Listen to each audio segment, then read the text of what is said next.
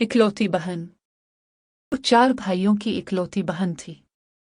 बाप मजदूर था, भाई भी मजदूर थे। भाइयों ने मिलकर उसकी शादी एक मजदूर के साथ कर दी।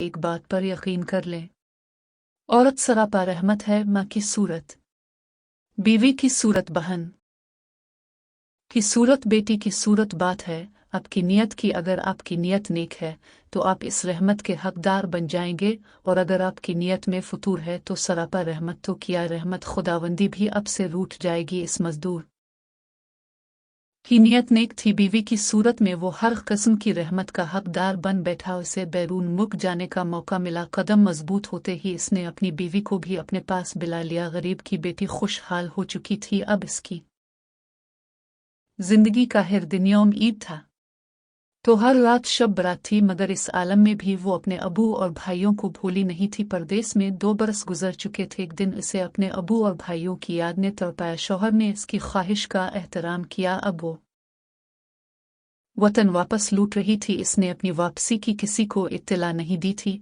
वो अपने घर पहुंचकर अचानक सबको खुशी देना चाहती थी, खुशी पाना चाहती थी। वतन पहुंचकर वो सबसे पहले अपनी उम्मी के पास गई। उम्मी शहर खामविश मैं अबदी नींद के मज़े ले रही थी, मगर वो जानती थी कि उसकी आमद पर उम्मी को सुकून ज़रूर मिला होगा। अब वो अपने घर पहुंची। इसे अचानक अपने सामने देखकर उसके भाई परेशान हो गए। अबू कहाँ है? इसने सवाल पूछा। इस सवाल का जवाब देना तमाम भाइयों के लिए मुश्किल हो रहा था। फिर से एक पड़ोसन से अपने सवाल का जवाब भी मिला और सुराग भी मिला। नालायक बेटों ने अपने बाप को घर से निकाल दिया था और अब इसका बाप एक झोंपड़ी में अपनी जिंदगी के दिन पूरे कर रहा था। वो अपने बाप के पास पहुंची। इसका बाप मजबूत असाब का मालिक था, मगर अपनी बेटी की एक बात सुनकर वो रो पड़ा। चली अबू, अब आप मेरे साथ रहेंगे? रोते रोते इसने अपनी बेटी का हाथ थाम लिया और बोला, मैंने अपनी सारी जिंदगी का मुकाबला करते गुजार दी। जिंदगी में बस 2 बार रोया हूँ। एक बार तब जब तुम पैदा हुई थी तो मैं शर्मिंदगी के एहसास से रोया था, और दूसरी बार आज जब तुमने मुझे